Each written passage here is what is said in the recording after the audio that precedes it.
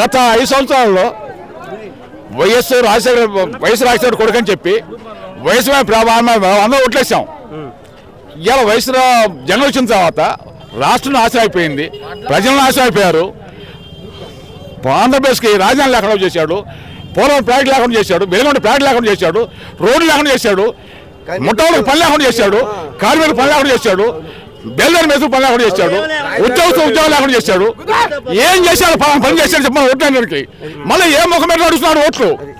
ఏ ముఖం పెట్టుకుని ఓట్లు? సిద్ధం కానీ మేము సిద్ధం, మేము ఛాలెంజ్ చేస్తాం.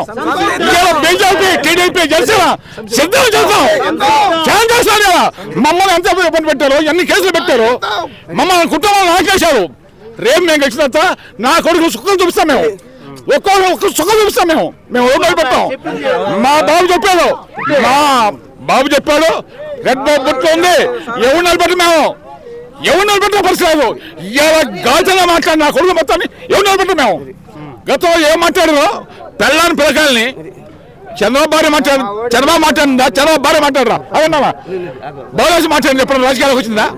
ఈ లంజా కొడుకు, గాలినా కొడుకు, గడ్డలా కొడుకు కూడా మాట్లాడతారా? వాడు గణవరి అమ్మ వాడు మాట్లాడతారా? వాడు లంజా కొడుకు, వాడు బతకండి మేము లొక్కొచ్చాం టీడీపీ నుంచి, టీడీపీ మేము లొక్కొచ్చాం, ఈ లంజా కూడా మాట్లాడతారా?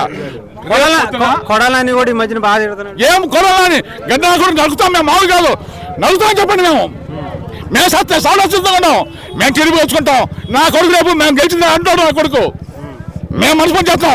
జనసేన, టీడీపీ, పవన్ కళ్యాణ్ కూడా కలిశాడు కదా. 160 సీట్లు వస్తాం, 170 సీట్లు వస్తాం. మేము 170 సీట్లు ఛాన్స్ చేస్తాం. మేము 5 సీట్లు ఎందుకు వదిలేశారు? ఎవరు 5 సీట్లు కంటే గాలి ఉండాలి కొద్దిగా, అయ్యో చూసుకోండి అనుకుంటాం.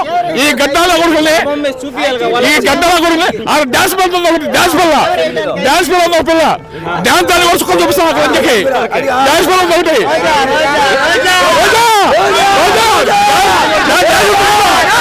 ఎలా ఉంది మీకు అర్థంలో? మాకు రవికుమార్ గెలుస్తారు, టీడీపీ రవికుమార్ గెలుస్తారు. ఏంటి అలా అనిపిస్తుంది? ఇద్దరు కలిసి పనిచేయడం ఎలా ఉంది? చాలా శుభప్రదం అండి. ప్రజెంట్ 3 పార్టీలు బాగానే ఉంది, సమన్వయం చేసుకొని పోతున్నారు. ఎవరు అద్దెంకి నియోజకవర్గం జగన్మోహన్ రెడ్డి గెలిచినా కానీ గెలవడు, అక్కడ రవికుమార్ గారు గెలుస్తారు. మరి పవన్ కళ్యాణ్ గారు సీట్లు తక్కువ అని అంటున్నారు కదా జనసేనకి. 50-60 సీట్లు తీసుకొని 40 సీట్లు ఓడిపోయి కాడికి గెలిచే సీట్లు తీసుకొని గెలవడం మంచి పని. మేము త్యాగం చేసాం, వాళ్ళు సిద్ధం అంటారు, మేము యుద్ధం అంటున్నాం. వాళ్ళు సిద్ధం నిర్మూలించడానికి త్యాగం చేశాం జనసేన పార్టీ. అంటే పవన్ కళ్యాణ్ గారి త్యాగం మంచిదని అంటారా? త్యాగం శుభ పరిమాణం అన్న, త్యాగం చాలా మంచి పరిమాణం. ఒక సీనియర్ నాయకుడు చంద్రబాబు శుభ పరిపాలన కావాలని జనసేన తగ్గినప్పుడు సింహం కూడా వెనక్కి ఒక అడుగు వేసిద్ది, తర్వాత స్వరూపం చూపించింది అన్న. అది గుర్తుపెట్టుకుని ఎవడైనా ఇవాళ ఏదో డబ్బులు ఉన్నాయని అహంకార పూరితమైన వ్యాఖ్యలు చేయడం, 170 సీట్లు మేమే గెలుస్తాము అంటే జనాలు ఎడి పప్పుల జనాలకి మంచి తెలియదా? ఇవాళ మీడియా ఉందన్న, ఇది పాత రోజుల్లో మీ ఇష్టం వచ్చినట్టు మీ నాన్న, మీ తాత అందరూ ఇష్టం వచ్చినట్టు చేశారు. ఇవాళ అది కాదు, ఇవాళ యువత బయలుదేరింది. నేను పెద్దోడినే, కాతుగుత్తి పెద్దోడు, అంత పెద్దోడు కాదు. వాడు చేసే దుర్మార్గ పాలన ఏ ముఖ్యమంత్రి చేయలేదన్న. వాస్తవం మీడియా పరంగా తెలుసు, పోలీసు పరంగా తెలుసు, ఉద్యోగస్తుల పరంగా తెలుసు, చిన్న పెద్దలకు అందరూ తెలుసు. ఇలాంటి దుర్మార్గ పాలన ఎన్నడూ చూడలేదన్న. నాకొచ్చి 50 సంవత్సరాలు ఓటేసాను నేను. 50 సంవత్సరాలు ఓటేసిన ఏ ముఖ్యమంత్రి కూడా ఇలాంటి నిరంకుశ పాలన చేయలేదన్న. వాస్తవంగా ఎలా అనిపించింది? ఏదైనా పరిపాలన ఎలా అనిపించింది జగన్మోహన్ రెడ్డి? చెన్నాగుందండి. మరి చాలా పని లేదు, ఏం లేదు, కాజు పెంచారు, పొయ్యి పెంచారు, అన్ని పెంచి పని చేశారు కదా. పనులకు చేశారు, చూడండి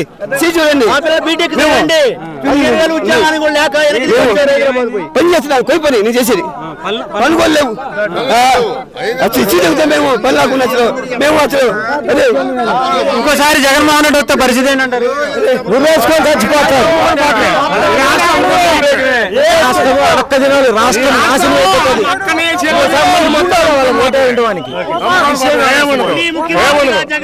ఈ రాష్ట్రం వదిలిపెట్టి పోవాల్సిన పరిస్థితి అన్న. ఇది వాస్తవం, ఇది ఒక్క ఉద్యోగం లేదు పిల్లలకి. ఇప్పుడు నెక్స్ట్ మాత్రం జగన్మోహన్ రెడ్డి సీఎం అయినాడంటే రాష్ట్రం నెక్స్ట్ జనరేషన్ నెక్స్ట్ జనరేషన్. మేమంటే సర్లే రాష్ట్రం. మీరేం చదువుకున్నారు?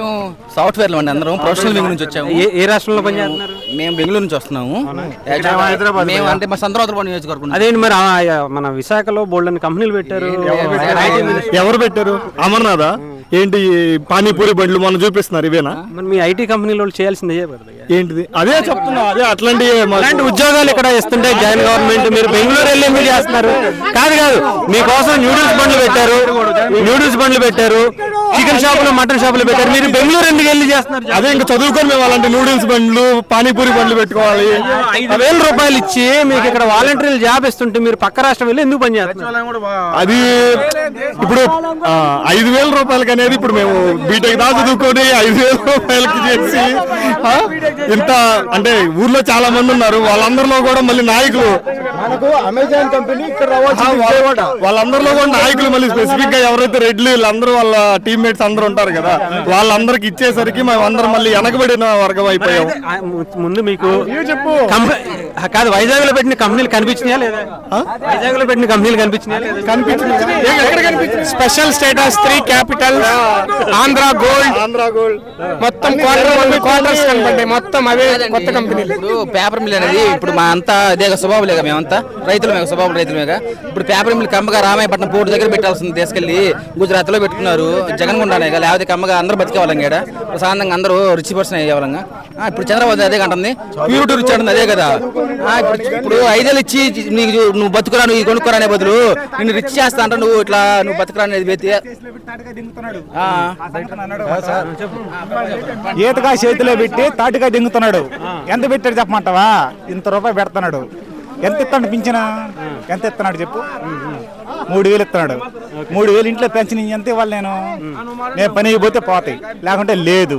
తర్వాత పనులు ఉన్నాయా నీకు? నా పని లేవు. 6 నెలలు ఇసుక ఆపాడు. ఎవరు మట్ట కూడా నేను అసలు రాను ఎవరు మట్ట కూడా ఇసుకతో ఏం పని? ఒక ప్లంబర్ గా ఎలక్ట్రికల్ నేను అడుగుతున్నాను, ఇసుకతో ఏం పని? ఒక ఇసుక వల్ల ఒక ప్లంబర్ ఎలక్ట్రికల్ కాదు, కింద పునాదుల నుంచి స్టార్టింగ్ అవుతుంది. ఎంత మంది స్ట్రగుల్ అయిపోయినారు చెప్పండి. ఏమని ఉందా అసలు? ఏం పని ఇసుకతో ఏం పని? అంటే ఇసుక మీరు అన్నట్టు గృహ నిర్మాణానికి సంబంధించి ఒకటి చూసుకుంటే కరెంట్ వాళ్ళు పని చేసుకుంటారు, పెయింట్ వేసే వాళ్ళు పని చేసుకుంటారు. ప్రతి ఒక్కరు కన్స్ట్రక్షన్ ఫీల్డ్ లో ఎంత మంది నాశనమైనారో తెలుసు. పర్లేదు, ఎంతమంది మీరే కొంచెం ఆలోచించండి. మళ్ళీ అదే అంటున్నాను, ఇప్పుడు మళ్ళీ ఇసుక వల్ల చాలా మంది పథకాలు వస్తున్నాయి. ఏంటి సార్ పథకాలు? ఎవరైనా అడిగినారా? నా పని నేను చేస్తే నా పిల్లల్ని చదివించుకోలేనా? చెప్పండి. పని కావాలి మీకు, పథకాలు వద్దు. ఇప్పుడు ఏం లేదు, ఉచితంగా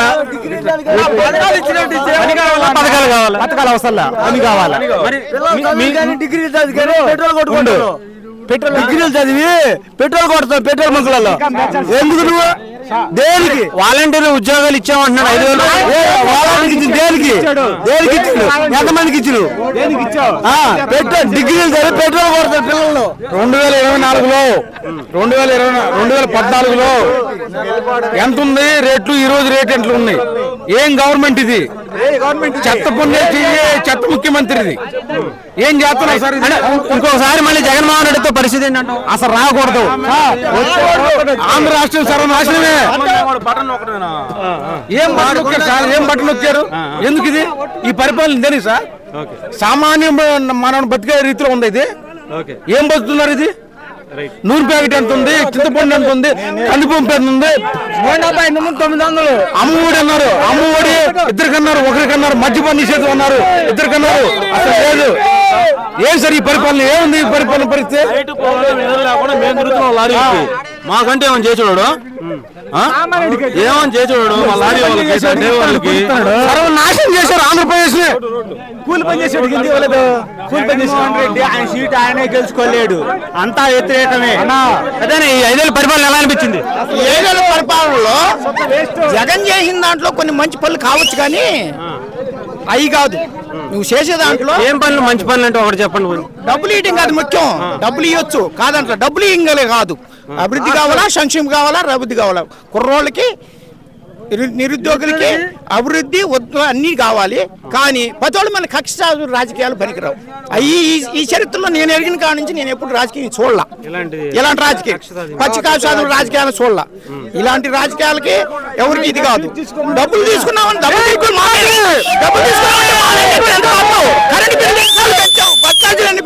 కట్టాలు పెంచావు, ఇవన్నీ తప్పు. మరి గతంలో ఆయన పాదయాత్ర చేసేటప్పుడు కరెంట్ ఛార్జీలు పెంచం, బస్ ఛార్జీలు పెంచం అని చెప్పాడు. మద్య నిషేధం అన్నాడు, కట్టాలు పెంచడం పెంచడం చెప్పావు, అన్ని పెంచావు కదా, అన్ని పెంచావు. అది ఇప్పుడు ఉన్న ప్రాబ్లం. అతని మీద సామాన్య మానవుడు అప్పులు పాలు చేసి రాష్ట్రాన్ని అదొకరేంటి. పవన్ కళ్యాణ్ గాని చంద్రబాబు ఇద్దరు కలిశారు మోదీతో కలిపి, మంచిదని మేము వాళ్ళకి మళ్ళీ గవర్నమెంట్ రావాలంటే, అభివృద్ధి సంక్షేమం రెండు జరగాలంటే, కుర్రోళ్ళకి మళ్ళీ ఇది కావాలంటే పార్టీ మారాలనేది నా ఉద్దేశం.